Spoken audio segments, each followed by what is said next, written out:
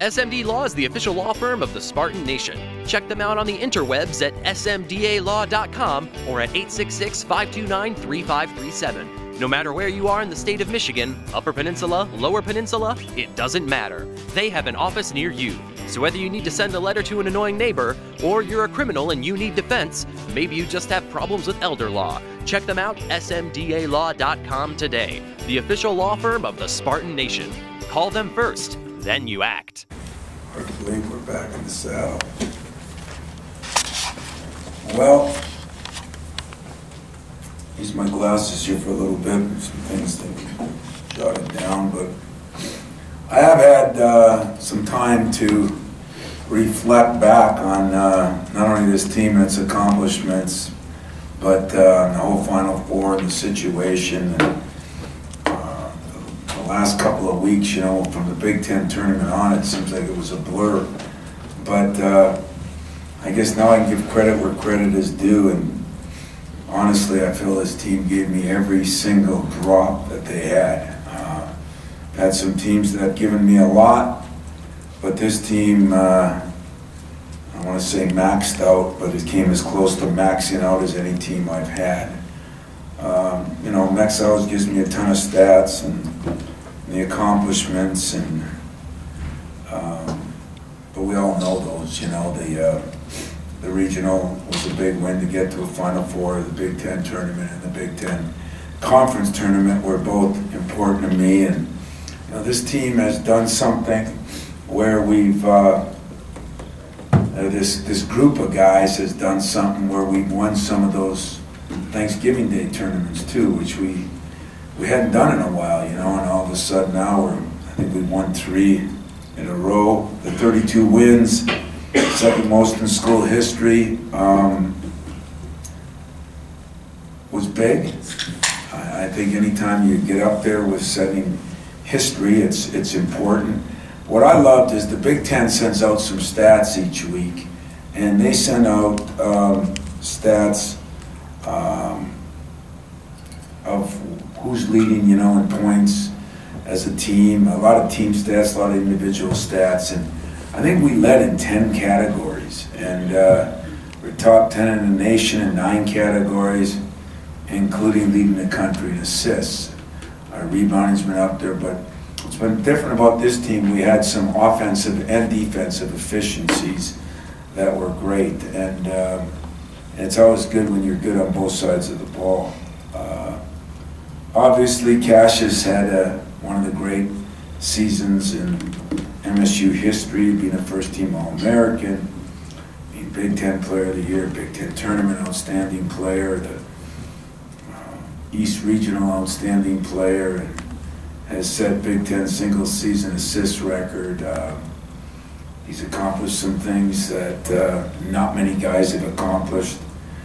But we were successful because of a lot of other guys that did some things too. And you know, McQuaid in the Big Ten tournament final versus Michigan had incredible games. Goins, of course, big shot against Duke. Aaron Henry and Gabe, you know, I thought Aaron played really well throughout the NCAA tournament. Gabe had the big game against LSU when we were in trouble. Tillman stepping up on both ends when Nick went down. And even Foster Lawyer, you know, having that big game against Ohio State in the Big Ten tournament. It seemed like everybody added something, which is great when you can do that with a team. Being at the Final Four for me this year was one of the great things, because it was fun to walk around town. You know, I went from my morning and evening jaunts, and to see so many Michigan State people proud to be Spartans. We've made no secrets about it. It's been a difficult year and a half around here, and a lot of people were hurting over the last few years, but not that a Final Four brings anything that saves anybody, but it did bring us closer together. I thought it brought our whole team, community, state closer together, and for that I was grateful to our players. I hope people realize that, you know, even across our whole campus, there's a lot of great things that our people are doing here to try to make sure that we become the greatest, safest university in the country, and maybe it can climb at to see it all come together for a Final Four.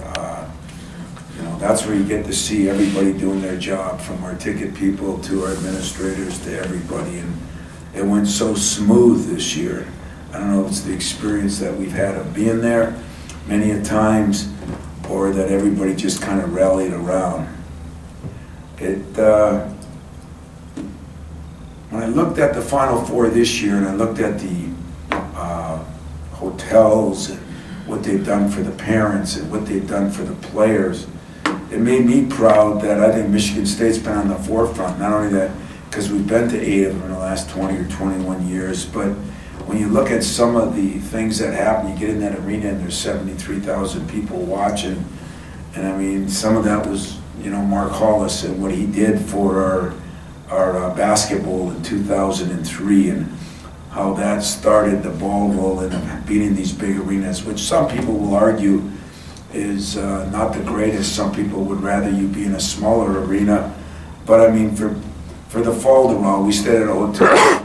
That hotel was a big host for the Super Bowl a year before, and just listening to them talk, I don't think there's any question that the Final Four is maybe the greatest sports spectacle in the nation. You know, of all sports, of anything, as far as they were talking about the pep rallies, they were talking about the number of people at games, the downtown hotels, what they did for us, the seating, you know, was another.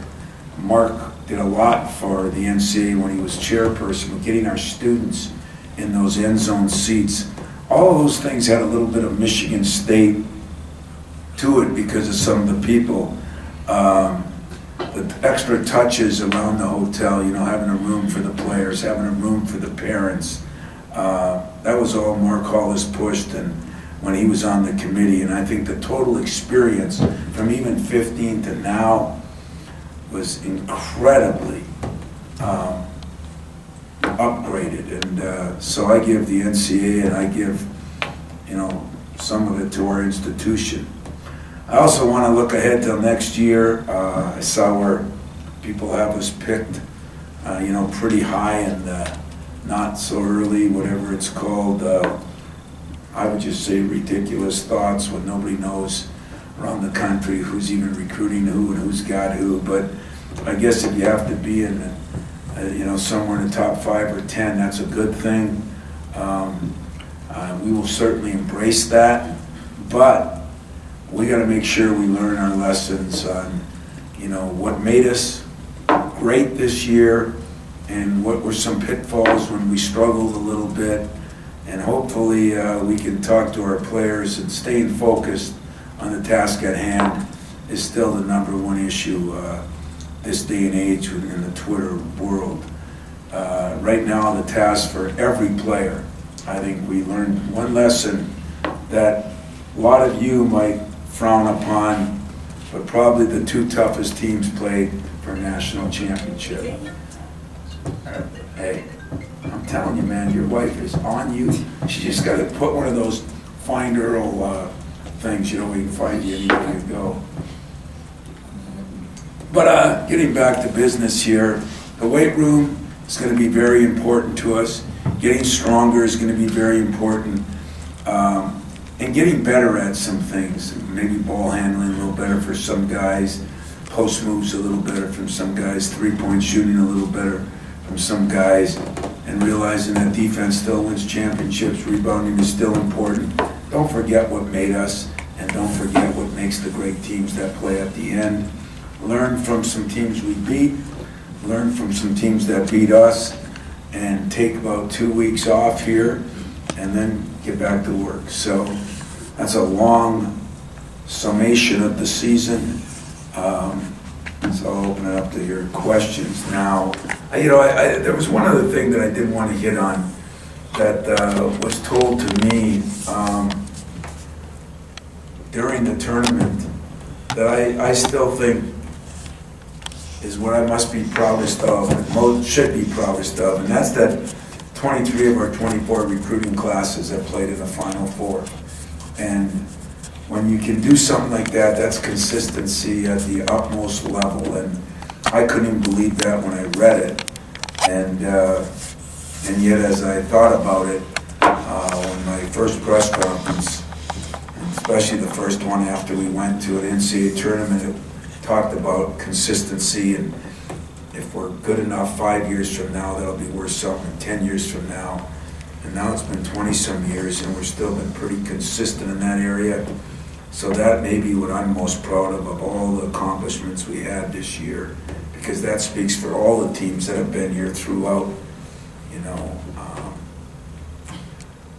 throughout my tenure as a coach. Questions? Tom, you seem to insist that whenever it says, are you on an elite program, you insist you haven't arrived yet. There's been a lot of talk about needing a second national championship to be, quote, validated as a coach. Do you feel that you need that third national championship to be validated as a program to get you to accept being in an elite program? Well, I don't think I need it. I think we need it, you know. And then when we get there, I think we're going to need a fourth. And I got a lot of calls from our press conference here before I left when it was asked of me, and the way it was asked was, people say you will not be validated till you win another one. Do you agree with that? Well, and I said to myself, if I disagreed with that, that would be like I've already accomplished everything.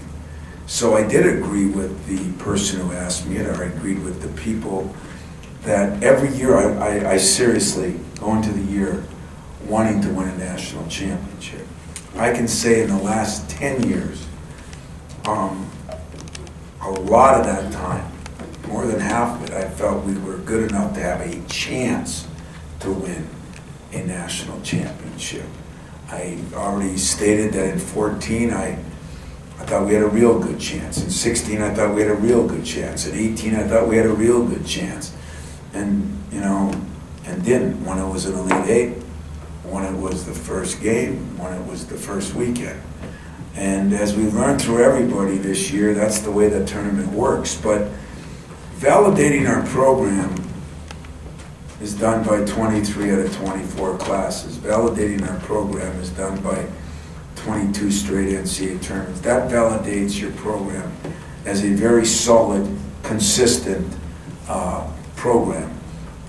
Championships, you know, put you in the blue blood stuff more. Now, I say that, and 8 Final Fours in 21 years is as good or better than anybody too. So that's got to be something. But we are measured on championships. That's just the way it is. I measure ourselves on championships, so I don't blame anybody else. I think that's a good thing, and validating is probably the wrong word, because you know, I talked to Tony Bennett last night, and I don't think he feels any different in some ways. I don't know if that's what validation is, but I think you should never be validated on one game or one season. I think to validate a program, and that's what I'm trying to develop as a program. You know, 20 years is good enough to say, you know what, we've been consistent, we've been good, we've been great even, but I guess I'm looking for that elite, and the elite would be, let's let Michigan State win 3 national championships, let's let my era win 2, you know, and keep building on that. So I don't know if I answered that very good, but it did get confusing because everybody thought I said, I'm not worth anything unless I win another national championship. Now, I got a lot of alums that probably feel that way, but I don't feel that way, and it was just the way the question was asked, how I answered it, and I got a lot of guys saying, wow, you think you have to do that? That's not right. And so I tried to answer it best I could. Tom, off the court, can you please talk about what these kids individually meant to you? It seemed to be one of the most enjoyable seasons you've ever had off the court. Very true. Not always. If we lose, sometimes we came back right away. this time I said, you know what, we're going to stay. No, I did it for a couple of reasons. Number one, financially, both the parents and ourselves, you know, it's a 4-day minimum, so it wasn't going to cost any more financially. Two, I felt like players deserved the right or the chance to enjoy a Final Four. When you're in the film room, you know, I never saw anybody except those that were out early in the morning or late at night when I went out walking. But I thought I gave the kids a chance. And then when you do that, you say, yeah, but if something happens, you're going to be responsible. Something goes wrong. It didn't even cross my mind with this team. And that's probably the best compliment I can give them over how they played or what they did. And to see those guys with their families, or maybe as important in this particular time at Michigan State, to see them interacting with our alums all over the city as I walked around with my boy Mariucci and everything. It was, and to have people come up to me and say, yeah, so-and-so just took a picture with my kids, and hey, thank you, they just signed a hat for my son, or they did this for my daughter. I think we needed to bring our university together, and I think those kids did more than just win basketball games. And for that, I will be eternally grateful, because I do think, I have a meeting today with my team, and I do think the first thing I'm going to say is, you've set some standards on the court, but you've set some standards off the court that we have to live by and try to meet now, to try to improve this place and make it the safest, greatest institution in the country. And that's one of my new missions. So yes. I wondered if you had a chance to reflect maybe on really the past 2.5, 3 months where you've extended guys' minutes. You had a bunch of guys playing 30 minutes. I wonder what the cost benefit you found there, because usually you like guys in that 20 to 25 minute range. Yeah. Obviously this was a little different. Yeah, you know, I went back and as I told you I had Max bring over our 8 Final Fours, and I looked at, you know, our overall stats, our conference stats, our tournament stats, the teams we played in the tournament and how we played. And I had some people say to me, well, you're not scoring as many points in the tournament. That happened 2 or 3 of the 8. But the biggest thing that happened is 90% of these runs, we were playing guys in the low 30s or high 20s, as you say, and I do think it took a toll. I think it took a toll on Matt McQuaid. You know, at the end of that game when he cramped up shooting that first 3, and then he just couldn't guard the same, and then he was out of the game for 2 minutes, and he missed a big 3. I think Cassius definitely took a toll on him. I think Xavier took a toll on him. I think Kenny took a toll on him. You know, that's a good excuse, and again, you can't put apples to apples. You can't say, well, you know, this team played their guys this. It just depends how you play and what you're used to.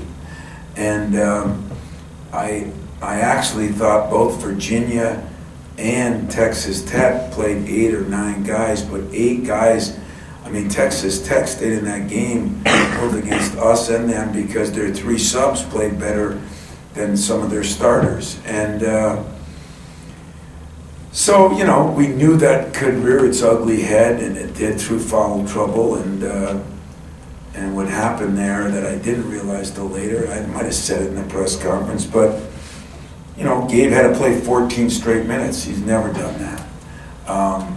But then it was McQuaid that never got even a little bit of a rest.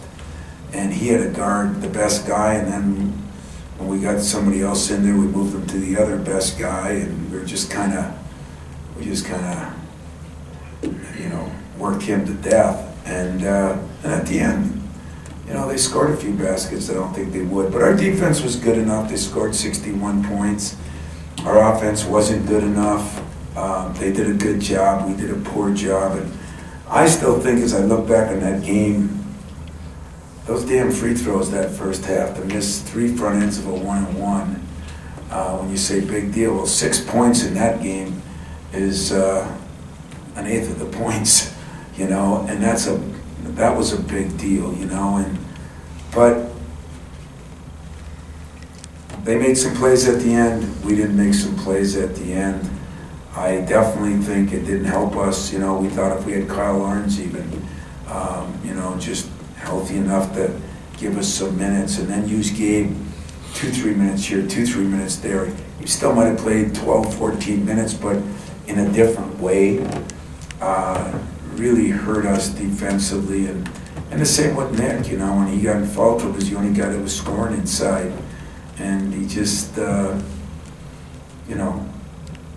think he asked the question at the press conference, would I have done it different as far as played guys with 2 fouls, or somebody asked me that. Not when we were 2-3 points. If we could gone in at halftime 2-3 points down or up, I thought that, and save our guys from another foul, I thought that was the best thing to do. If we would have got down more, I would have probably played both of them. Tom, I was wondering if there's been any update on Josh's condition ever since an original timetable's been given. And also, I know he was right on the cusp of not being able to get a red shirt, but is that something that he might be able to do? Mm-hmm. Good question. I think the timetable now is he gets some more x-rays and all that stuff in about 2 weeks. If there is a timetable after that, 3 to 4 weeks, if everything's right, I think he'll be able to start full go by June, from what I've been told. So what's that, a month and a half from now? Almost 2.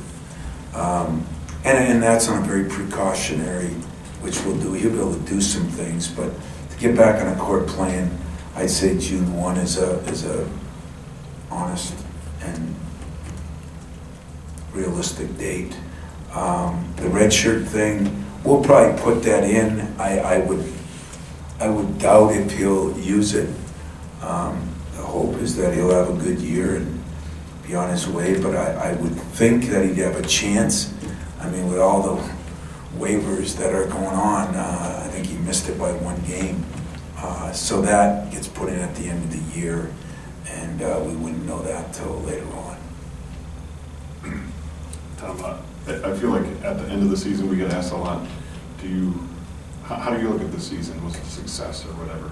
And I know you say you measure on championships, but when you get past it a few days and you look at everything that was accomplished versus being in a Final Four that seemed, not that you're going to win, but a very winnable Final Four, something that was there for the taking. How do you, I guess, balance those two things, the frustration of that, but knowing what that is hard. I think there's been 2 in my mind that were, at least we were even with, or, the one in 010 with, we had all the injuries. Remember, Kalen was out, and Raymar was injured, and Delvon was injured, and somebody else missed. But, I said, geez, that was we lose by 1 to Butler, they lose by 1 to Duke.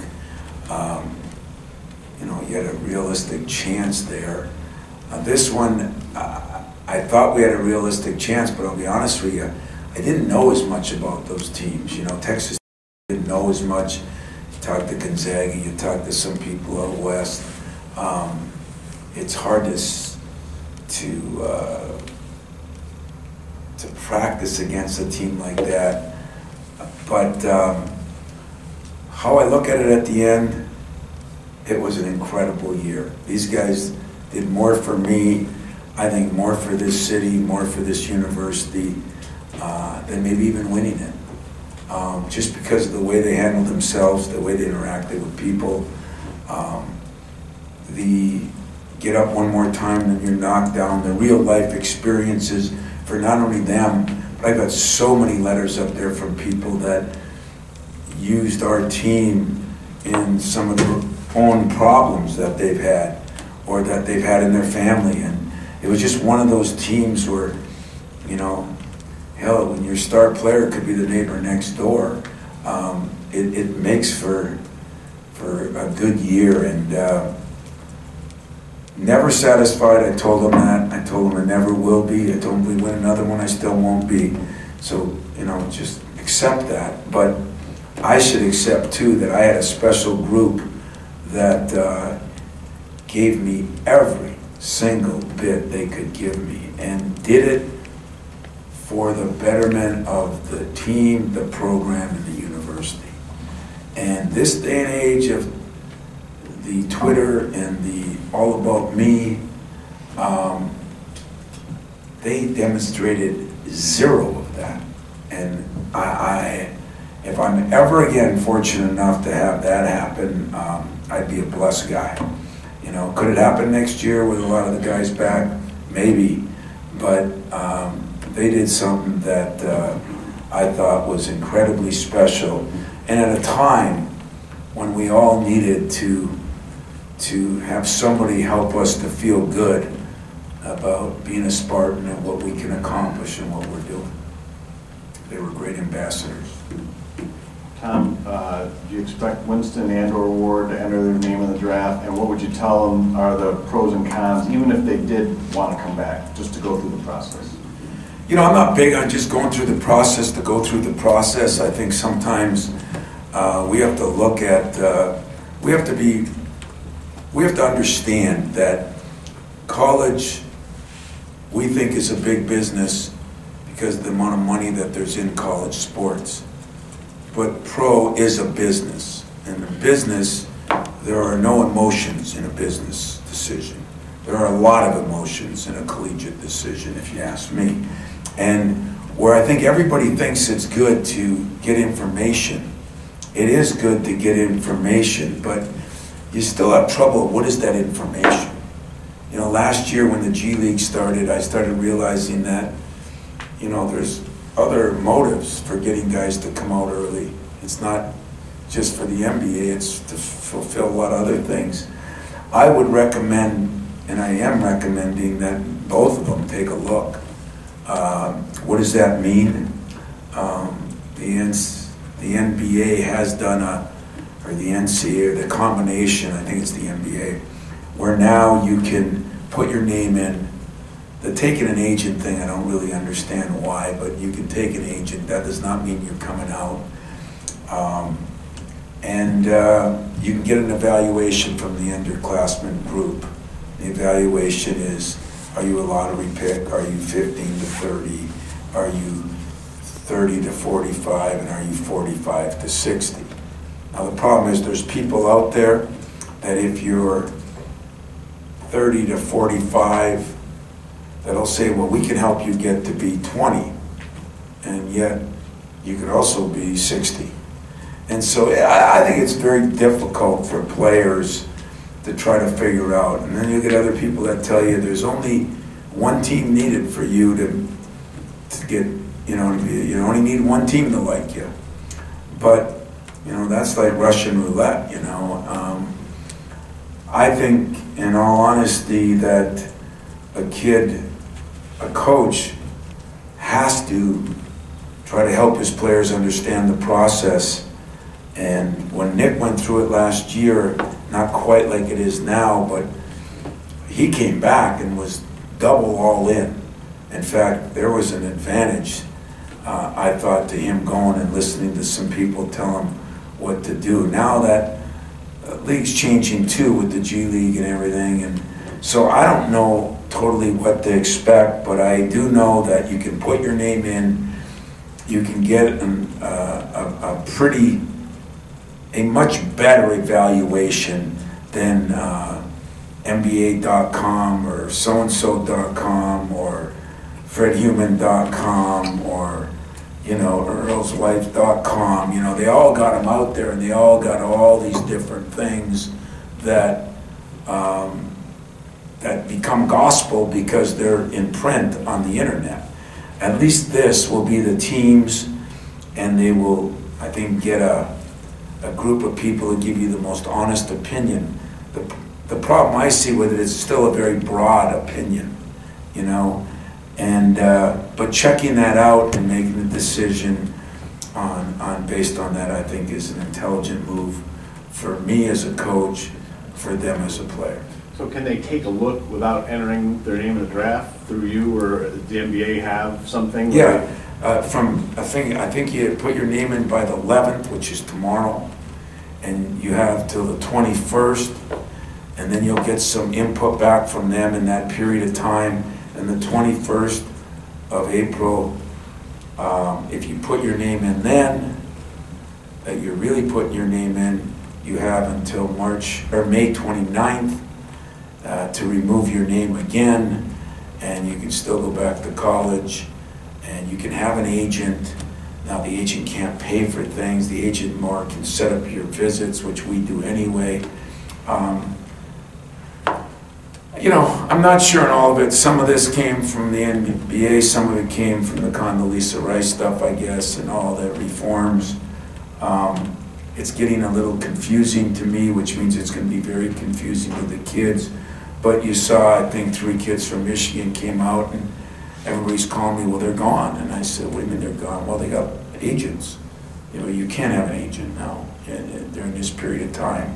And there's rules on what they can and can't do. They have to be certified by the NCAA, which 90% of them are. But that doesn't mean they're totally gone either. So where I see it as a problem for the colleges is, so roster management, what do you do? You know, if you really thought a kid was on the brink of going or not going, and how many put their name in because of their egos, because of their family, because of their friends, how many really wouldn't want to go? There's so many things to juggle that more or less, I think you're going to see hundreds of kids put their names in.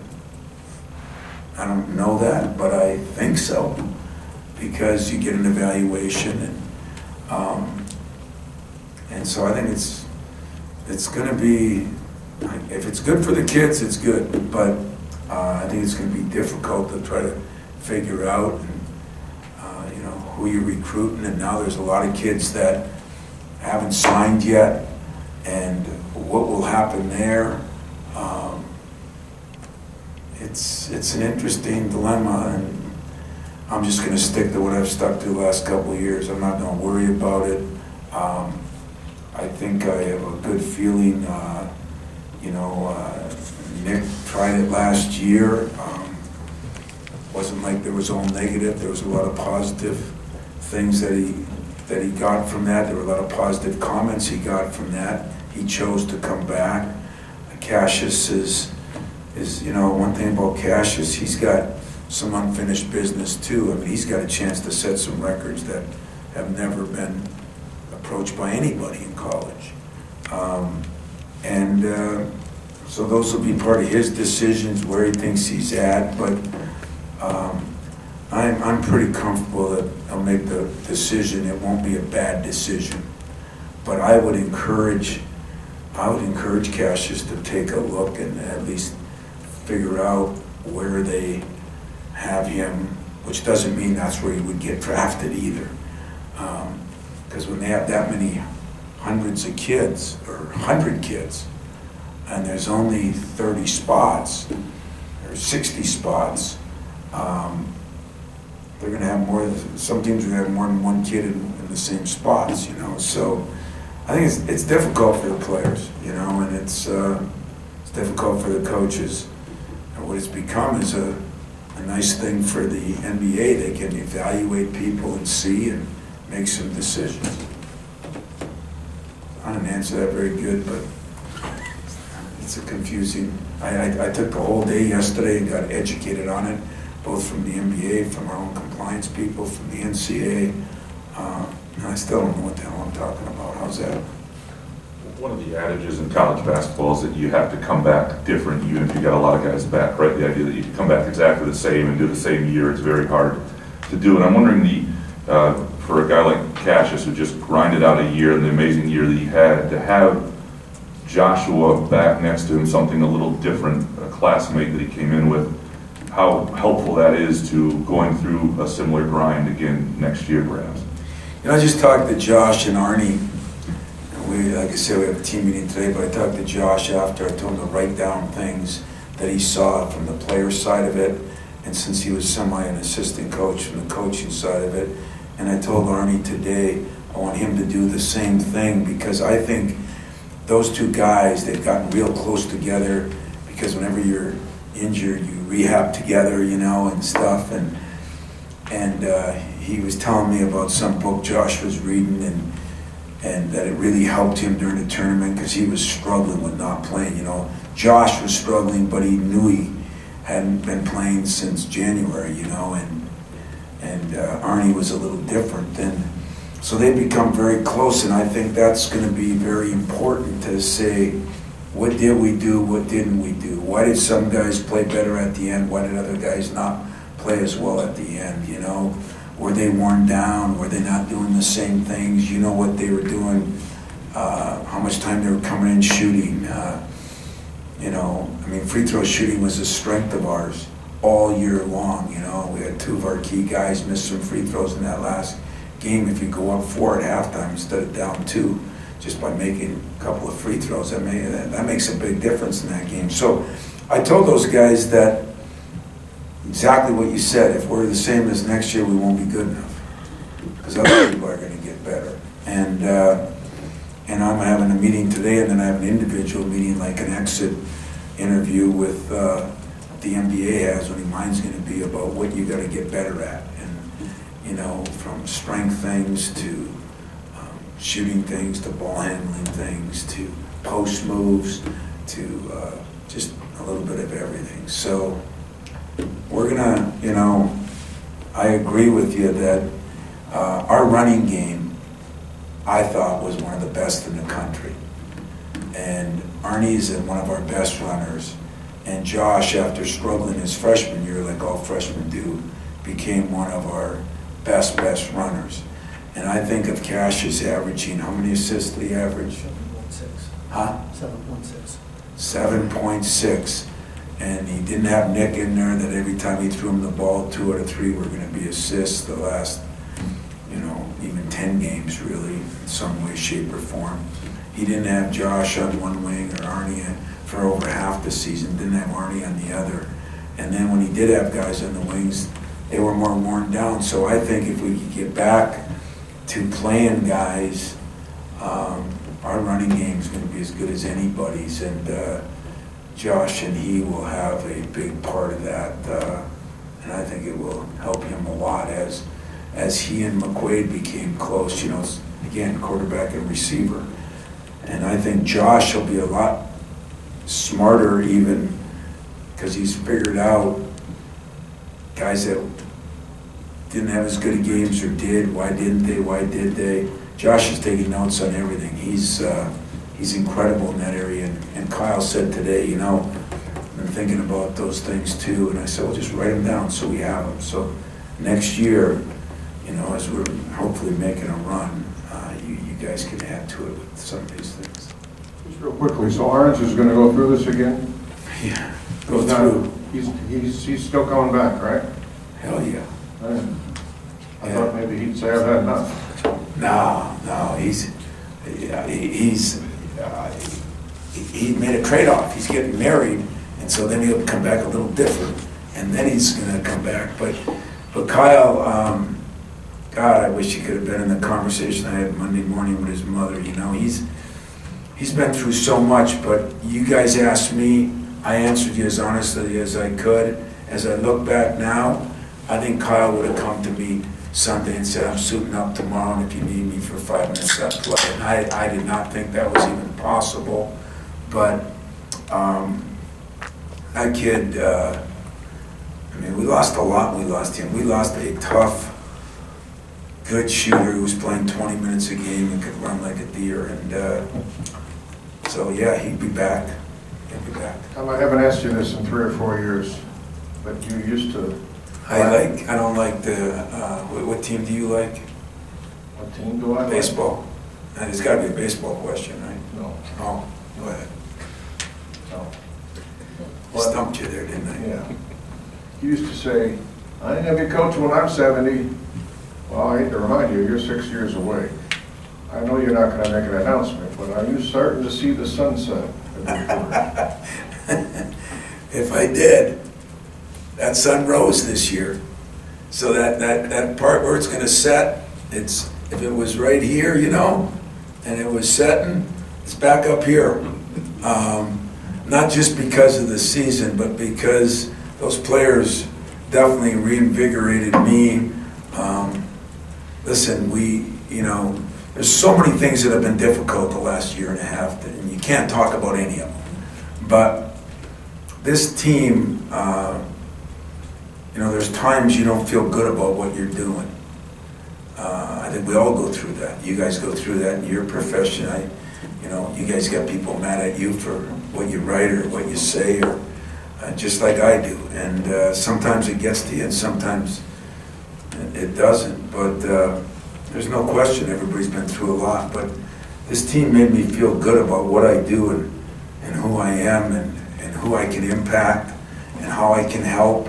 And it makes me feel good that, part of the new mission, as I've said, and I mean this from the bottom of my heart, is to win another championship, okay? But part of it is to learn from whatever mistakes were made and try to grow and be better. And everybody wants to be part of the solution. You tell your players all the time, be part of the solution, not part of the problem. And I think I'm in a position where I can try to help be part of the solution. That's even way bigger than basketball. So I don't know how long I'm going to coach. I really don't. I got a son who's going to start college. I still go to PTA meetings where most of you are done with them. I got to go to a high school graduation where most of you aren't going to have to do that later in your life, although it's getting to be more people like me. But my son keeps me invigorated. He keeps me feeling younger. This team has done that, and last year, all the things everybody went through kind of pushes you the other way. So my players, without knowing it, it's either a good thing or a bad thing, but they're going to have me around for a while. Tom, kind of speaking to the dynamic of the team and what you learned about it, that aspect and how critical it was to your run this year. Next year you're going to have 10, maybe 11 guys that could, who knows, maybe more, I don't know, but that can give you something that can contribute on the floor. Are you going to do anything differently this summer, or take some things you learned this year in terms of the closeness, the chemistry, the connectedness, and be able to figure it out when you have so many more guys to sift through and maybe a little bit more talent, no offense to this year's group? Yeah, you think that, and yet every year that I think that going in, then there comes an injury, and then there becomes this, and then there becomes that. And competition is good. It's the one thing that I always agree with John Calipari. Competition in practice. I think of our championship team, and I was going through the list because some of those guys were coming back to Minneapolis, and I said, can you believe we had this guy, redshirting, we had this guy, on the scout team, and it was amazing, and it's why we probably won a championship. I think we see where 5 and 6 guys don't do it very often anymore. Villanova played 9. These two schools played 8 and 9 guys. And as far as the chemistry, that is going to be a little up to me, but a lot up to the leaders. What Cassius, what Josh, what a guy like Kyle, and then how does a guy like Xavier bridge the new young guys and the old guys? Those are always important parts, but hopefully that competition will push us a little bit. And I think the culture that has been built here, I remember this, we've had years where we got lucky. Kansas got beat in the second game, and we didn't have to play Syracuse one year early because Vermont beat them, and we played Northern Iowa, who was good, but somebody, they beat Kansas.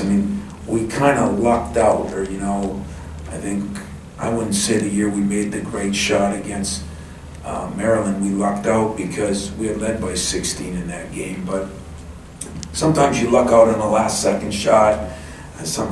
We earned our way to this championship, in every way. We earned our way to the Big Ten championship. we earned our way to the Big Ten Tournament Championship.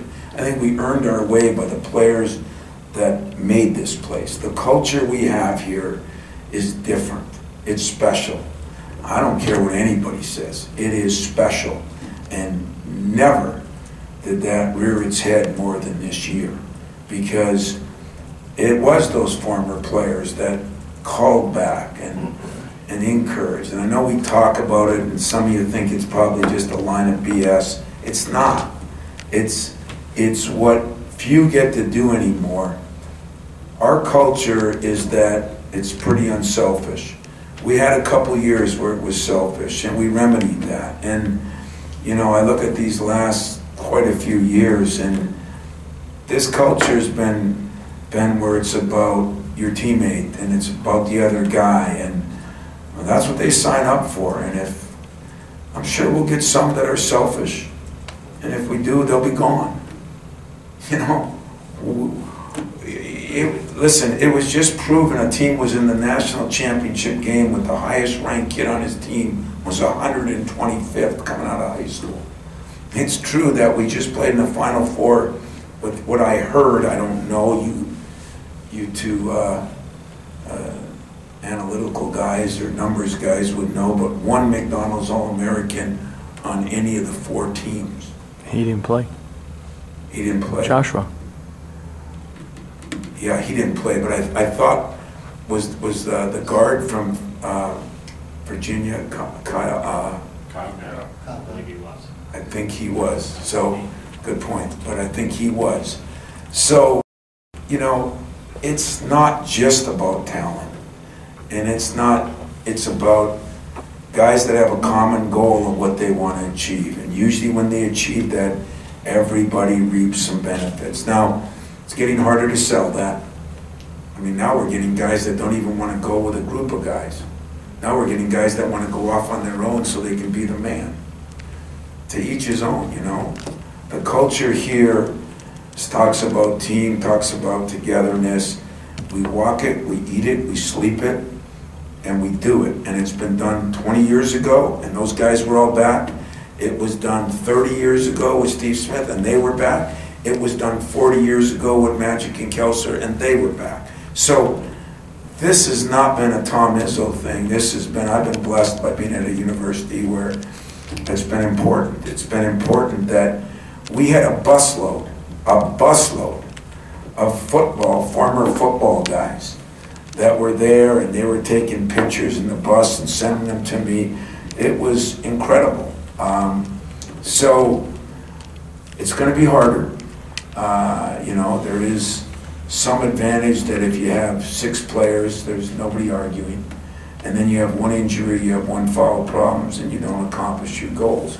This is about accomplishing the goals, and those goals are a bunch of guys stuck together. A good lesson for our university. A bunch of guys stuck together, put their egos aside, put their selfishness aside, and had a common goal and what they wanted to achieve. And what they did in those last 14 games of the year under some crazy circumstances will be as beneficial to me as winning a national championship, because they taught me something, and I appreciate it. Now, today's meeting will be about those things, and I will talk about those things to them. And then right after, it'll be back to dog eat dog, that this is what we got to do to get where we want to get next year.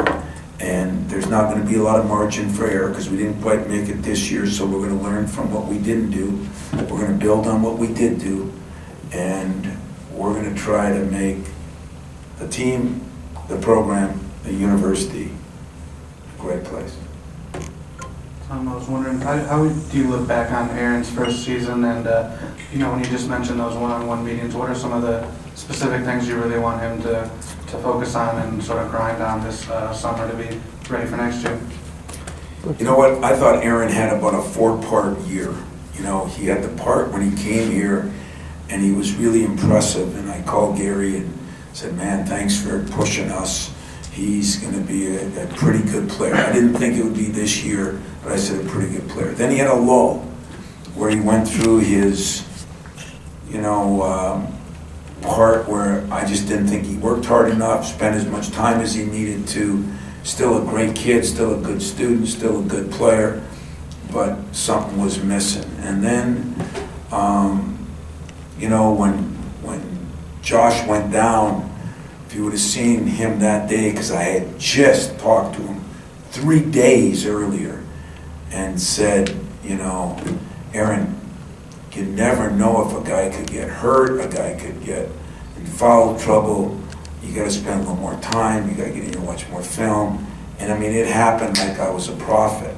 Unfortunately, Josh had to be the one to go through it. But if you would have saw Aaron's face when I said, I already talked to you about this. Now we're in a little bit of crisis management. But to his credit, he worked himself out of crisis management. And he did it by learning how to spend more time and work a little harder. And there was a little bit of roadkill on the way to that, a little bit. But if you look at how that kid played the last 10 games, he made incredible strides, on both ends of the court. But now he's a pretty good defender. Him, Josh, Arnie, those are going to be pretty good perimeter defenders. He became a better offensive player. His shot doesn't look broken. It just needs reps. But reps means you got to spend time. Spending time is something that every freshman, most freshmen, have to learn how to do. And to push freshmen to do that, there's going to be a little roadkill. There's going to be a little change in who I am and what I am. And it goes back to that like it, love it, or live it. And I think Aaron's big thing in the off season, continue to work on his ball handling, continue to work on his jump shot. Let's get that body in the best shape we can, and let's make running that lane the norm, not the exception. And if he does that, someday I plan on sitting in a room with him and laughing about all the things that went on in March instead of defending all the things that went on. And when that comes to fruition, he's going to be a happy guy, but there'll be nobody happier than me. So, kind of, along those lines with both Aaron and X, they had such strong finishes, and you didn't talk to them in the locker room. We asked them, do you think about it, the decision to test the water? I guess, and both of those guys, to their credit, seem like they have a pretty good understanding of it, but how will you approach that in the future if you think 100-some guys now, in the future? And I say that, I don't know how many will. I think it could be more, personally. Yeah. I mean, let's face it, I got 15 or 16 guys on my team, and every one of them want to be NBA players, and probably 2/3 of them think they're NBA players. And, it's just the way it is, and that's on my team, and there's 350 of these teams, and in the BCS alone, there's 100 of them. If every team has 2 guys that do it, that's 200 right there. How do I approach it? I be honest with them, something that most people aren't. I tell them what I think their strengths are, I tell them what I think their negatives are, I tell them what I think they got to get better at.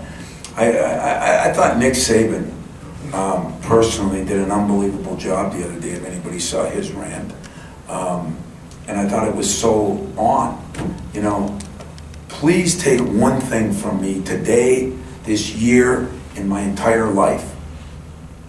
Quit thinking coaches are holding players back or trying to keep players for their team. And start thinking that coaches care enough, probably more than anybody else in their life, maybe than their parents, that we're trying to help them make smart decisions, not crazy decisions. And that's not going to come out until one of you roll up your sleeves and start looking at all the players that come out and how many don't make it or make it for a year or two and then are defunct. And until that happens, but that's not good news. It's more fun to put out there that everybody should be leaving. If Cassius Winston is good enough to go and certain pick, and then I feel, and it's not just the pick. Do I feel guys are ready to make it at a level that we all joke about? I mean, I just love talking to my NBA buddies. I spent some time with Ryan Saunders, came over to the hotel on Friday night, and some of our former pros were there, and Jason Richardson was there, a couple guys, and those guys just laugh how kids think it is a rite of passage to go from college to the NBA. And they just laugh about it, you know? And I said to them, well, JR, did you think it that way when you remember his freshman year, he played 15 and a half minutes a game. And start writing about these kids deserve the right to have a process. And why don't, you know, you just said, Fred, I should be dead, or I should stay here till I'm dead, or whatever you kind of indirectly said I should do. Why do I care if I lose a guy? Why do I care if I'm living my dream every day? Every day I live my dream. Every single day. Now there are days that it's a nightmare. There are days it's a nightmare. But it is what I think I was put on the earth to do, help other people live their dreams. And that's what everybody's put on. You guys are put on the earth to try to, through your messages, to try to make people see things better. And at least you come to my press conference, and it gives you the right to do it. You come to my practices. And yet we have kids asking people that have no clue about the kid and whatever else, and he's going to make the decision of his life. Are we kidding ourselves? You know, please figure out that I would love Cassius Winston to be the top 10 pick in the draft next 2 months from now, and he's gone. I'll be in that green room. I'll be having a hell of a time. I promise each and every one of you, that is the truth. And for the idiots that are out there that are trying to paint us as the people that want to hold on or want to stop our guys from making money or stop them from living their dream to satisfy my program, I'm going to keep my job. Unless I do something wrong, I'm going to keep my job. Because I won't last long enough that my program's going to go down enough to get fired, in my humble opinion. So if I have John Doe or Jack the Barber or, you know, Pete the Miner from the UP, I'm going to keep my job. I'm going to find a way to win. And if I can help another guy get to do what I do, you can bet your bottom dollar I'm going to do that. And I'm insulted, not by you guys, by what people say out there about us as coaches. It's an insult to me to think that, you know, we have a guy for 3 years and they've trusted us, and then we're going to help them make a bad decision so that I have a chance to win 2 more games next year? What about the guys that are helping them make bad decisions that have no vested interest in the guy? When I make a vested interest in a guy, if, you know, tomorrow, whether he's president or not, I'm going to call Magic and say, what do you think about this guy leaving? I'm going to call Steve Smith. I'm going to call my buddies in the NBA. I'm going to do this and that. I'm going to call the parents. There's so much work that's done behind the scenes that nobody appreciates and nobody understands. That's what my job's going to be the next 2 weeks. And so it is difficult. I know this. I don't know one player I've ever recruited that doesn't think he's going to the NBA. And you know what? I've had a lot of players I've recruited that I didn't think were going to the NBA. And shazam, at the end, they got there. That's cool. That's fun. Tom, 2 quick ones. Can you talk about the foreign trip this summer? I got all the time in the world today. I got no I got nothing till 3 o'clock. You guys, bad as it is, I don't even mind standing in front of you guys for whatever length of time. You are not talking until 3 o'clock. No. Hey, I'll quit right now. Hey, you know, not time out here since, you know, the TVs are rolling, but, you know, I always said, you know, I always say to Matt, and now I say it to Max, I usually say Matt, and I usually say Mets. And I always say, you know, well, we can open practice. You know me, I don't care. You pick the date, ask them what time they want to come. And you know what they always say? Well, hell, those guys don't want to sit through the whole practice anyway. And you know what? You're right. You don't want to sit through this whole press conference. So you can walk out on me. We can end it when you want, but I'm yours for as long as you want. Go ahead. I'll go. The foreign trip this summer, can you give us some details on it, please? Yeah, we're just finalizing it. I don't have details. KP came in yesterday to talk to me about it. We talked about the NBA stuff instead because I had to get educated on that again. It looks like we're looking at Spain in August, later August, same time, which would be, you know, a good experience. Last year we went to the homeland, and this year maybe we'll go to, it looks like it could be Spain. Should know within a couple of weeks. I have a meeting with them tomorrow about it, and hopefully we'll get moving on that. Jack and I were talking about this in D.C., but Cassius, believe this is accurate, has an opportunity to be the only player in college basketball history with 2,000 career points and 1,000 assists, and that doesn't even take outlandish success next year. He is one of the most surreal and non-selfish players in the world. How do you sell that to a kid who really could care less about his personal stats? Well, you know what's funny? How do you sell it to a kid who would care less about his personal stats? But you also sell it like, not that he's sitting there, I'm going to go, I'm going to come back, but I mean, if you were selling that to a kid, you'd say, you know, you could come back to try to win a championship. And I already told Miles he shouldn't do that because you don't know that. You could come back to try to set records that, no, I mean, think about what you just said, because Matt had told me that, and again, you know, I don't get caught up in all those things during the year, but now's my chance to kind of look back and say, wow, you know, because as a coach, you know, hopefully they're impressed that they get to play for a coach who won national championships in a Hall of Fame. As a coach, I get to be impressed by players doing something that nobody else has ever done. And that's pretty cool too.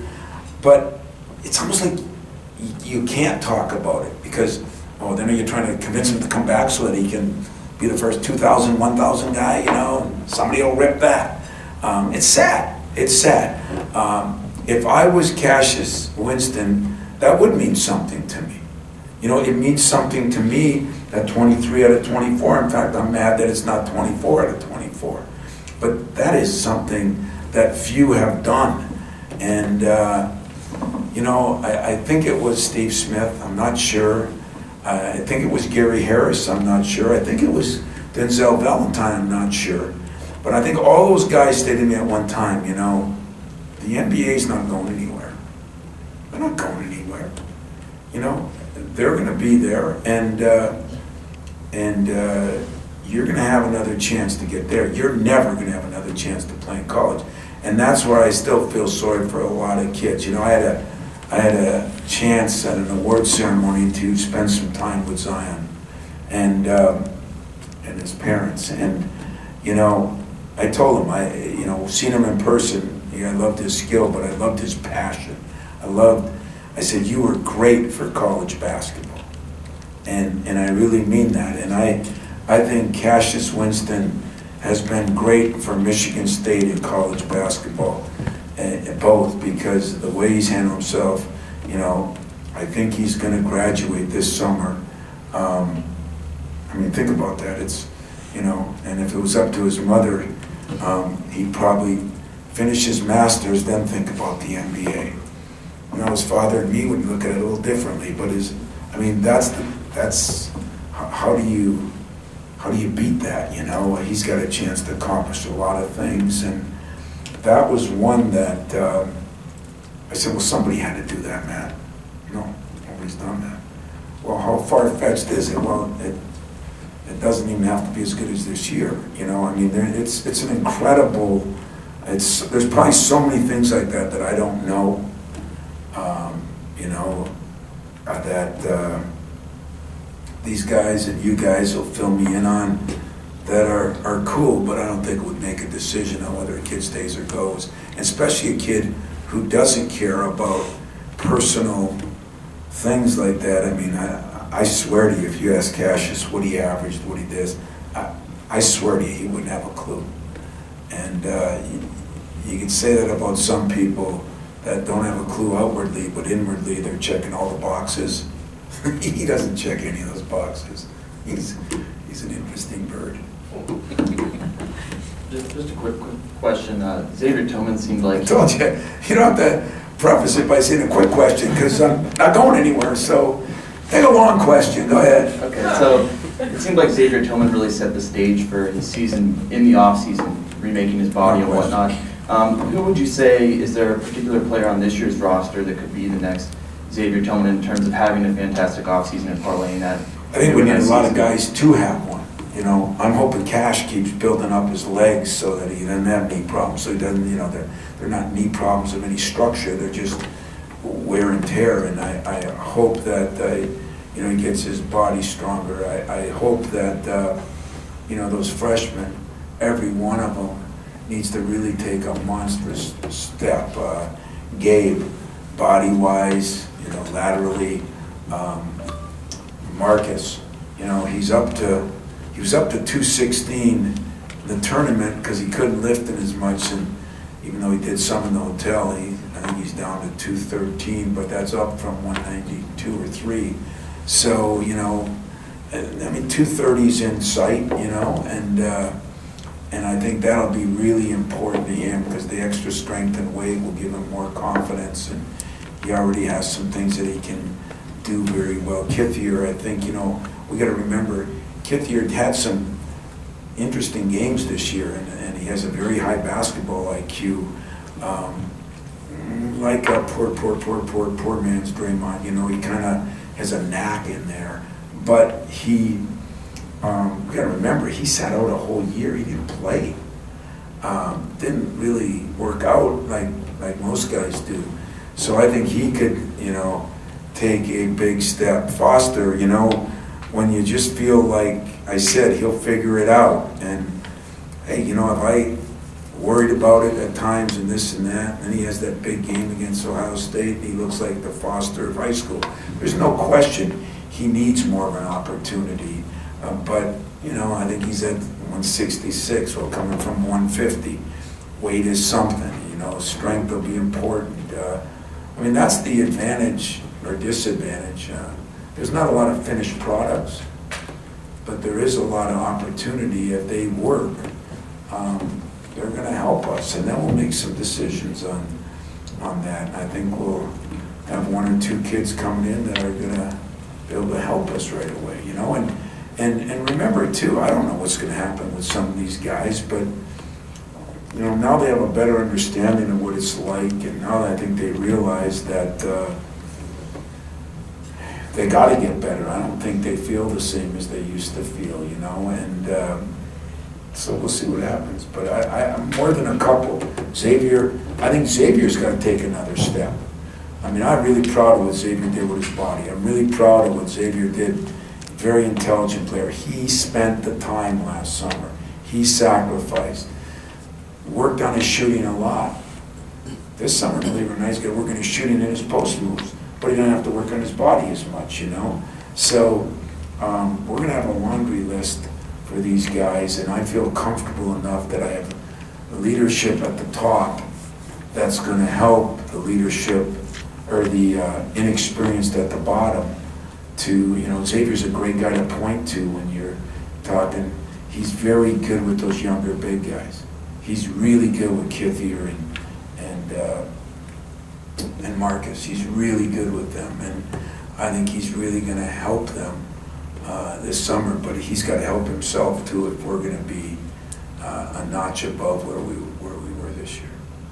I feel like kind of an attitude since we're taking our time here. I guess first of all, I think you're technically full for next year right now as far as scholarships. Do you consider the roster fairly set pending NBA guys? Or what do you see that? Do you mean, do I see us recruiting another kid, or do you see us? I guess, I mean, do you see the roster changing at all? I don't, unless 1 or 2 of these guys go to the league. I don't see it changing at all. I don't see anybody leaving, and I don't see us getting anybody else unless somebody leaves, and that's the hard part of the whole thing. And then, you know, this day and age where if somebody left, would you bring in a transfer that would have to sit out a year? guess that's a possibility, but I like where recruiting's going for already. So I don't see that. I don't see our roster changing much, other than if somebody leaves for the league. And then you talked about this a little bit to Mike's question, but just for those freshmen, you always talk about kind of that first full off season after the freshman year being huge for guys. You've got a lot of guys that are going to try to be able to get on the court. I mean, how crucial do you see the next few months just for that group? I mean, outside of Aaron played a lot, especially for these other four. I think it's really big, and I think, you know, I'm talking to Gabe on, you know, what he's got to do, and, you know, what he saw, and, you know, that'll be the interesting talks now. What did you see? You know, it's a little harder for Marcus to see things. I don't think it's as hard for Kithier to see things because he played a little bit more. But competition, you know, I was asked a lot during this tournament run, what drives you? Well, it's the same competition. Guys that I have to compete against are doing better than me. And that's what drives me. And I think if you play against guys that are as good or better than you, and you're fighting for something, that's either going to make you or break you. Some are going to rise up and compete, and some aren't. And competitors are what everybody's looking for now, because we're in a day and age where when the going gets tough, we get the hell out of Dodge, you know? And that's what kids are taught. So, you know, hopefully in this program, and hopefully in the culture we have, and hopefully from the former players that are telling them that there is a process, you know. Gary told that to Aaron, you know, there's a process, you know. It's not just at Michigan State. Look at what I did in the NBA. I played in 3 games, then I didn't play for 6 games. And then the next year it was a similar thing, a little bit more. And then by the 3rd year, you know, there's a nobody wants to enjoy the process. And the process can be enjoyable too, because it teaches you a lot of life lessons. And I think that's what Nick was alluding to, that we're missing out on here. So I'm not sure. You never know. Maybe somebody's more disgruntled than you think. I know this. It's not a privilege to play for me. It's a privilege to play at Michigan State with the guys we got. And if someone doesn't like that privilege, I understand.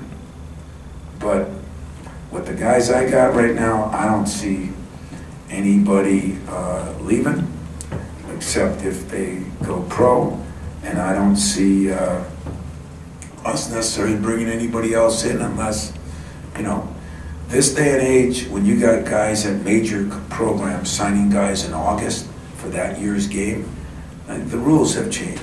The landscape has changed. I hope and pray it doesn't change a lot here. That's not old school. Again, that's right school. You know, it's good to have a bunch of guys. Hey, is the landscape going to change because they had 4 grad transfers and look what they did at? Is that going to change the landscape? I don't think that's the norm. I think that's an exception. I give Chris a lot of credit for it, but who knows how that's going to affect kids in this era where everybody's looking for the quick fix. I'm not. A couple of questions. I like it. Tigers split at 1, by the way. Ernie, you're killing us. Yeah, Ernie, you're killing us. Yeah, go ahead. Timetable for Josh. Are we going to get a chance to see him in the summer? Yeah, his timetable should be June, where he should start playing again. And by the time the money ball and all the things, or the open gyms, I expect Josh. I mean, he's worked out. Josh Langford has shot more shots in a chair than any human being I've ever seen. I tell him, are you crazy or what? You know, I guess Steph Curry does it a little bit. He saw it somewhere, but he's down there now. He's shooting from, you know, 16, 17 feet, and then once he got the boot on instead of the chariot that he was driving around in, his wrists. I said, you're gonna have strong enough wrists that you're gonna be shooting from half court. You know, just. Josh has worked his tail off. He's in there on the Versa climber. He's in there doing his stuff in there. He's been in the pool. As I said, you know, he's one of those guys that lives it. Second, I don't know if you personally took a lot of heat, but certainly in conversation, you were hard on Cassius as a freshman. Really. You know, like I before you answer the second part of it, what determines really hard, because he didn't play as much, because I didn't. Cash has one of those personalities, you don't have to chew him out, because he does get it, you know? So it is funny, because in different parts of the country or the state, you think that if he's not playing, he's got it so tough. If I was Cassius Winston, I would think that this process has gone pretty good, but in the circles that we all live in, sometimes it's different. So I interrupted you because I just wondered what constitutes being hard on somebody. I mean, but I'm not allowed to ask questions, you guys are. So go ahead, Earl, get the second part. But when you look at him now, the season he had this year, how do you feel about that? I told you the story. My favorite story was when we won the Big Ten in Chicago, and I mean, not in Chicago, when we beat Duke, and we were going to a Final Four. And I saw his mom, and I said, "Was it worth it?" And he says, "Was it worth what?" I said, "It was worth everything you went through his freshman year, you know." And then they are great. I mean, they come up and they meet with me. They want to know what's going on, and good, bad, and indifferent. She says, "Was it worth it?" I said, "Yeah, was it worth it? We're going to a Final Four." She goes, "You got 2 games left." I said, "Hey, don't be me. You know, let's give us some credit. Don't be me, you know. You're as hard on me and your kid as I am on your kid." We're all like that. It just, sometimes it's publicly and sometimes it's privately. But I think what Cassius has done is remarkable. I think what nobody wants to see, Cassius was a very good player when he came here. Cassius had things he had to improve on. But maybe if I was hard on him, if that's in the circles, something made him decide to stay here in May of his freshman year, when everybody went home. It wasn't me, so don't blame me. It wasn't anybody else here. It wasn't that his mom and dad didn't want him home or his brothers didn't want him home. Cassius Winston did what is the hardest thing for any human being to do. He self-evaluated. He looked at the situation and he figured it out. I'm not where I need to be. So he stayed here a month when everybody else went home. And that gets no play. And that's what coaching, parenting, everything else is all about. Letting a guy know that he's got to get better at some things. Then it's up to the guy. He just happened to be a good enough, classy enough, smart enough guy that he looked into that, figured it out. I don't know, maybe y'all asked him, maybe nobody's asked him. Why did he do that? You tell me, why did he do that? Everybody went home but him. Why did he do that? He did it because he figured out he's not where he needed to be. And that's beautiful. I mean, that is every parent. Hey, that's my dream as a parent. If my kid, if some teacher could influence my kid, that when June finished, he said, "Dad, I'm going back to school for a month, and I'm going to do that math that I struggled in every day." You know what I'd do? I'd go hug and kiss that teacher. And I'd be so excited for my kid. And that's really what Cash did. There was nobody here but him. And so, God, if he wasn't happy or didn't like being here, he had a chance to go home for a month. And if he didn't believe that he needed to get better, he could have gone home for a month. So I am probably selling something because I just think we're so screwed up as a society. We just don't understand. We're so thin-skinned that we We just don't understand that these kids are trying to get somewhere where very few travel. When I asked Kyle Arms this morning, so tell me, what'd you think of the Final Four? Was it as good as I told you? Oh, Coach, my uncle flew in with my cousin from California. My entire family was there, Coach. They don't get off the farm much. They were there, Coach. It was this, Coach. It was that, Coach. I mean, I wanted to say, slow down. It couldn't have been that good. It was just unbelievable. It was more or less way better than what you told me, Coach. Was it worth it? Oh, yeah. That's what I get out of all the crap I took for Aaron Henry, or all the things for Cassius Winston, or all the things for Mateen Cleaves, or I could name a whole. I mean, that stuff was way worse back then. It's just there was no Twitter. You know, you guys didn't have access like you had. I mean, that's what Nick was talking about. I'm sure that's what everybody was talking about. We're too thin-skinned. Yes, baseball.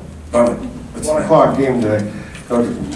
If Jeannie Buss didn't know about Magic, you had no inkling, right? Were you surprised? I knew everything. You told me last week. No, I was surprised. I'm not totally surprised, and I listened to people today on why is he quitting on this and this and that. You know, I look at it a little differently. The guy's already proven that whatever he puts his mind to, he can accomplish. If it was up to him. The problem is, as we get older, we have more people to satisfy, and it's not about me working through it myself. I found it strange, and it all makes sense now. I don't think Irvin's missed an NCAA Final Four that I've been in. And he wasn't there Saturday, and he called and said he's coming Monday, But he was in Washington, D.C., flew, picked up his brother, talked to the team, had such a good time. I knew something was missing when he wasn't there. And I said to myself, when I heard him say, I want to do the fun things I've done for a long time,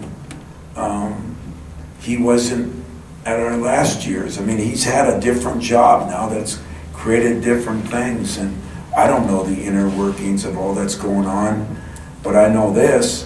I'll listen to people because he's in a leadership position, which means he's going to get ripped. And I'll listen to everybody, and I'll just laugh, because in my mind, I got a chance as a GA to open the gym and watch that guy work out by himself that nobody can take. I couldn't film it because, number one, there was no phones like that. In fact, when I came here, there weren't even cell phones. So I couldn't film it, but I got it in the old noggin, and I got it remembered on what he did and how hard he worked and different things he did, the tape he put on the thing and throw behind the back passes like a quarterback would throw to it was so cool. And I just know what he's accomplished, what he's done. If he has total control of something, I feel totally good about it. And I don't know what happened there. I have no inner thoughts. I have no inside information. But I have complete confidence that he made a decision that was right, maybe for a lot of people. Maybe he couldn't spend the time in that. Maybe he wanted to do some of his other business ventures. So he did something for everybody, but I feel very comfortable that it was for the right reason. Got a spot on your staff for him? Do I got a spot on my staff? After the speech he gave against Duke, yeah, I got a spot on my staff. It's called the head coach. You can have my job and come back here and coach his beloved Spartans. With Nick, he obviously, since he won last year and has been through this, I'm guessing those discussions are a little different. our sense talking to him as he came back was he planned to do one more year and then do it again. So I'm wondering where you think his head is and if the injury changes that at all. You know, I talked to him yesterday, had a long talk with him yesterday, and definitely going to go through the process because he can again now. Because I think if it was last year's was the same, he wasn't able to go through it again. But now that everything's changed, go through it. You know, I think Nick would like to go. I mean, hell, I think I'd like to go if I could get a spot. But I think the injury hurt him a little bit as far as leaving and helped him a little bit as far as learning and understanding how fragile everything is. And I'll be honest with you guys, you know, Nick was playing not good basketball, but the best basketball until he got hurt. You know, he had 1 or 2 games, but he was averaging a lot of points. He was starting to play more minutes. He was in very good shape. The injury, the worst thing that happened to his injury is his conditioning. And it's hard for those big body guys. Oh, he's texting one finger at a time. Wow. It's time with those big body guys to get in shape once you've, you know, kind of been out of shape for a while. And that hurt him, but he also learned from that. And he's been very mature. He's been, I swear to you, he's been different to coach than even last year. He's been a good teammate. He's, you know, when he came back, I talked to him about starting, not starting. I talked to X about it. X was cool with whatever we did. Nick realized he wasn't quite back yet. You know, I said to you then, I'll say it to you now. You know, if you watch his jump hook, it still isn't what, you know, his right hand was always like this, but his left hand, it was perfect, and it's still not. I mean, he's not 100% back yet with his hand, and his conditioning is not, but he hung in there, and I think it hurt us that he was in foul trouble, and then it hurt the second half, and we played him 4 or 5 minutes in a row. The conditioning hurt. He couldn't be up in those ball screens and that, but he'll get back into great shape if he did what he did last summer, especially April, May, June, and July. Whether he's back here or whether he's in the pros, I think he has a chance to do well in both areas, because he learned last year that the two-a-days, the conditioning, the grinding, the demanding, the holding him accountable, it paid dividends for him. And I think he embraced that. And now he's got to make that part of everyday life. And that's what I told him. Are you ready to do that every day? Because you won't have a leprechaun on your shoulder chewing you out every day. You know, you're going to have to do that on your own. And if you're ready to do that, that's what you should do. So he'll put his name in there, and yet I think the next couple of weeks will determine. But I think Nick is way more ready to go this year than he was last year. The injury sets him back a little bit, but the maturity, I think he's a lot in a better place this year than last year. These are actually just small, quick things. With Kyle and Xavier getting married this summer, are you invited? Do you plan on going to either of those? I plan on going to both of them. Okay. God bless them. You know, I got married later, so I didn't have to worry about a 50-year anniversary. You know, that was my thinking, save a little money at the end. But there's he liked that. Only the women would like that. You know, it's pretty neat. I mean, in Kyle's case, you know, he's been talking about this for 3 years, you know, and thought he would be done this year and he'd get married. So that's what they planned. And then, you know, because of the injury, I mean, I think this thing was planned for a lot of years, I think. In X's case, he's been talking about it since he's got here. So, I'll tell you what, those two are a lot more mature than I was at that age.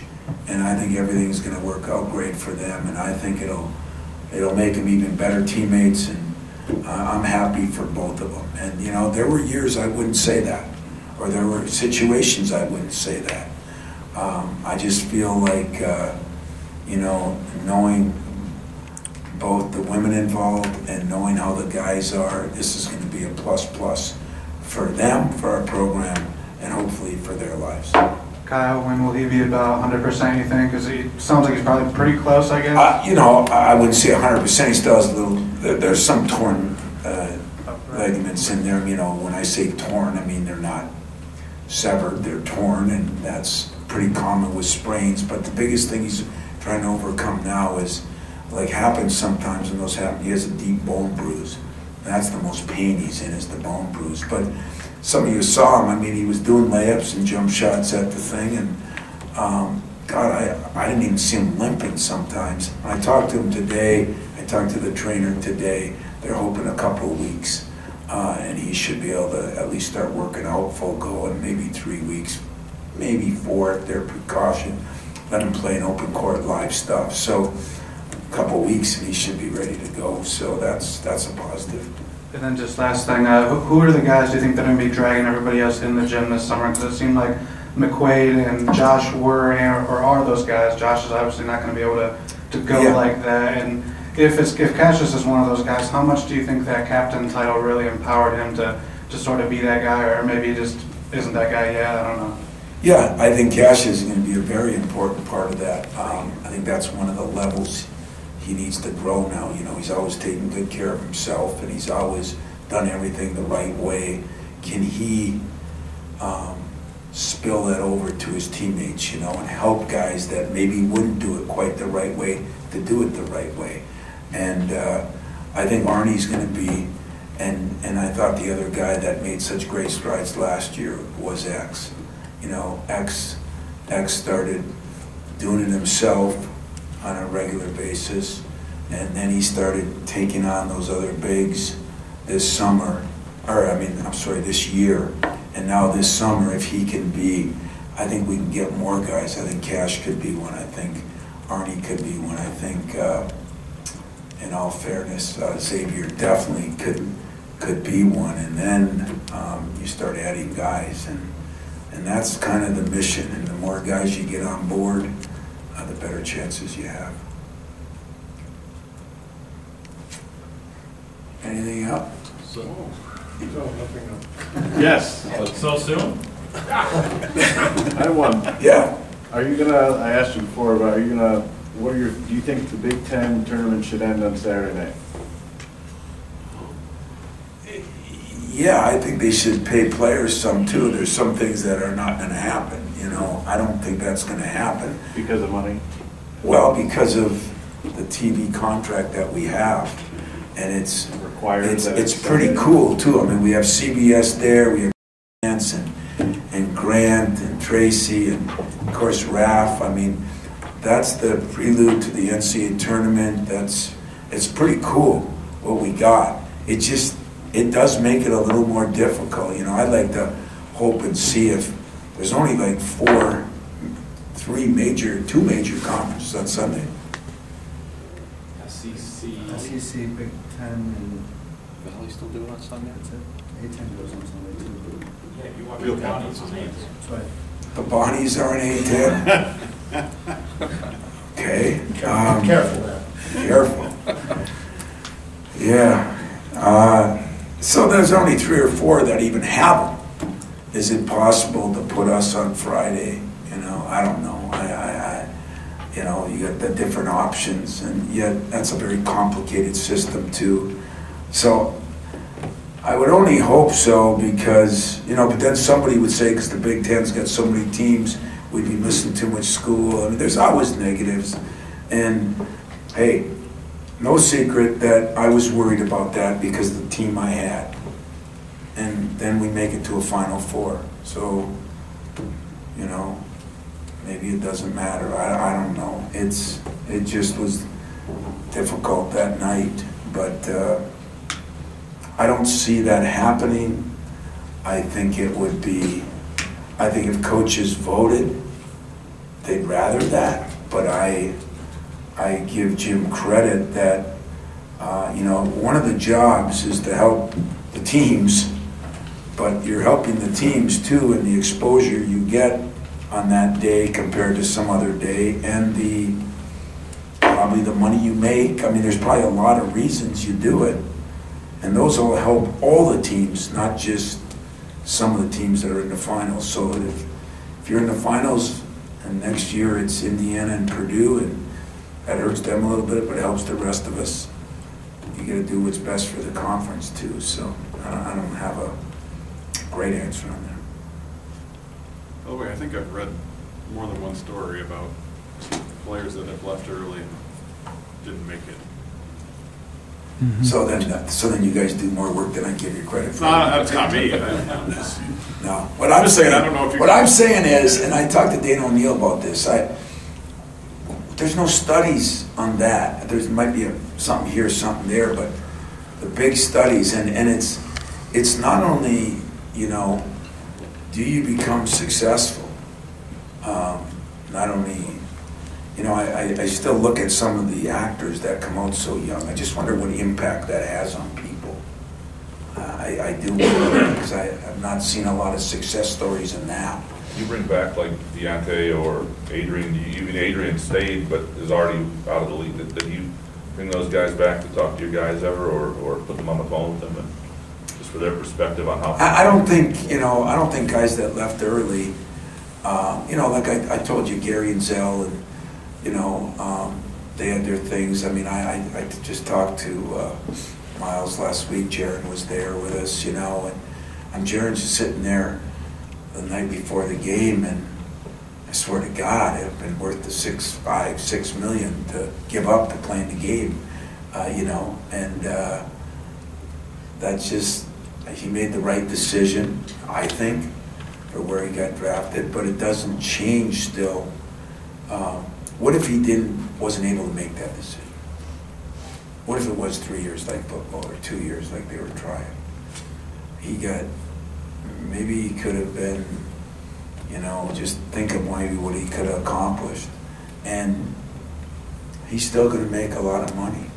I mean, you know, and I'm sure there's the case where somebody gets hurt.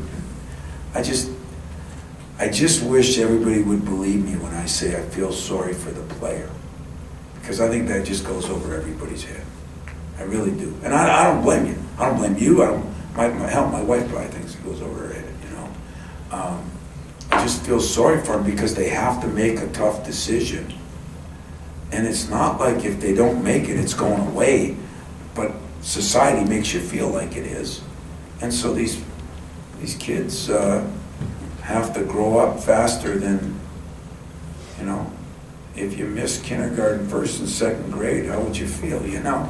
I mean, I like taking a nap in kindergarten, you know, I missed out on that. When I got to do that, I don't know. I mean, it's. But when they kill the one and done the other way, so say kids who go right out of high school, which is what's going to happen, won't that help it the other way? Because there'll be no prestige in the one and done anymore. You didn't go out of high school. There's nothing in it. It's not the soonest you could have gone anyway, so who the hell cares if you go after your first year? Well, yeah, I mean, I understand that, but let's take Zion. I mean, I don't know. Man, I didn't watch a game that he didn't seem to be having fun. You know, he had fun every day he played. And you know what? I told him right to his face, you were good for our game. You were good for college basketball.